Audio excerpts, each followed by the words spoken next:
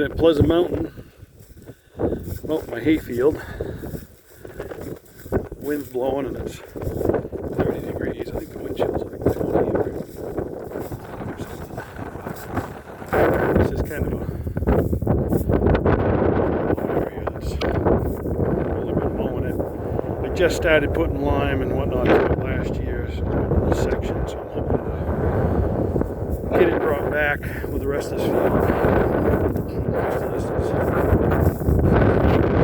wind noise, but the wind's blowing 20 miles an hour and it's a tad chilly, but and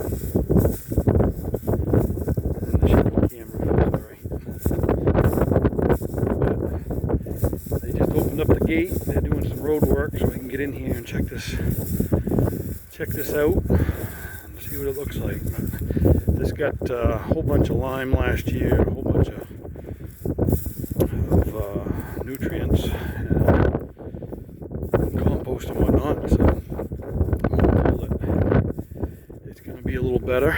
We got 5 ton of 23, 12, 18 to put on this hopefully next week. And actually you can see, if I get it on the camera right down there, there's standing water in that low area down there. You can see it. But I think I can get on this and harrow that. I just ordered a bunch of cover crop mix, field peas, barley, oats, rye. We're gonna do a section of this, at least square that up, sow it down with something just to get it growing. I probably won't even crop it this year. I'll probably mow it and harrow it and then put the timothy to it, or I might even go with like a clover or orchard grass mix or something. I gotta think about it, see what the soil test says. This part's been soil tested. Actually, pH on this is really good. My issue is the damn organic matter is terrible. This was it's like 0.4 or 0.5 organic matter. My other fields down home are like 7.7 and 8 or 9. So this thing, unfortunately, was potatoes and corn for quite a few years. It's sandy river bottom.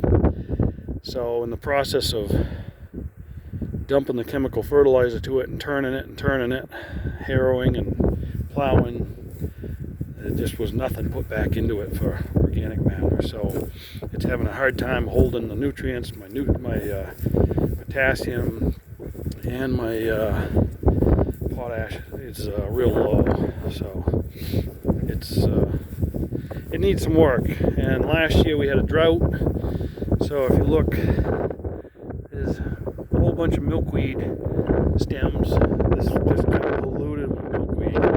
There's a bunch of sections out here that just came through with a bush hog and set it real high and clipped the top of the milkweeds off. And never even got a second crop off. It was so dry. The first crop was down by over 50% because of the drought.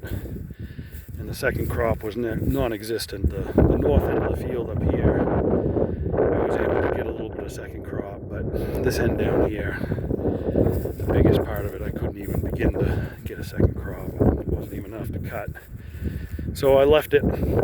Figured that the best thing I could do is leave it and let this stuff rot down, and it doesn't take much.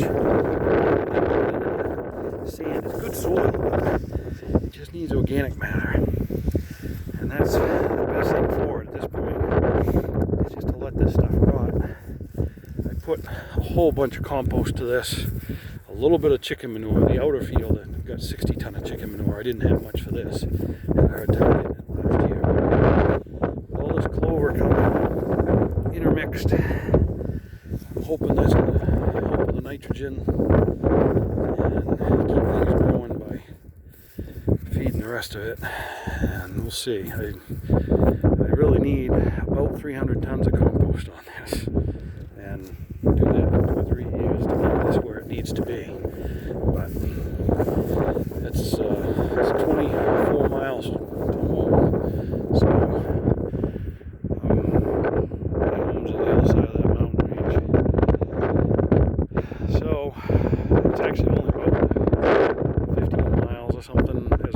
fertilize, or 12 miles, but you can't get there from here. So I've got to come up with a way to haul a whole bunch of compost and a whole bunch of manure up here on a regular basis every year. And I need to get my 700 ton up here every year consistently and build this field up. As it just isn't. The chemical fertilizer will work, but if I'm not building the organic matter, it's just not going to cut it. So we got to work on doing both. Hopefully, with any luck, we can at least duplicate what we did last year. I think I brought in it was like 150 yards, almost 200 yards of organic material to spread on this. So if I can do that every year for the rest of my life, we might actually get somewhere. But it's snowing up there on the mountain. So poor man's fertilizers coming. But anyway, just thought I'd document this. Watching you guys down south, Duffy and 10th generation dairy farmer, guys over in England, Farmer P and Tom Pemberton are already grazing. Duffy's planting and well on his way to having some grass. 10th generation dairy farmer's already talking about cutting next week. And this is what we got in the Great White North. We got cold and snow. So there's no danger of cutting this anytime soon. This field's usually a week or two behind my other fields on the other side of the mountain, so I hit those first, then come up here. This thing really doesn't mature, doesn't get close to being ready till like the third week of June on an average year. This year we're early, so normally this time of year there's still snow on this or it's flooded, one or the other. So if we can get some more rain, we got rain yesterday, rain last week, rain coming Sunday. I hope like hell this is a heck of a lot better, but it's got to be better than last year. That drought just killed us. But it's a beautiful spot here anyway. So have a good day.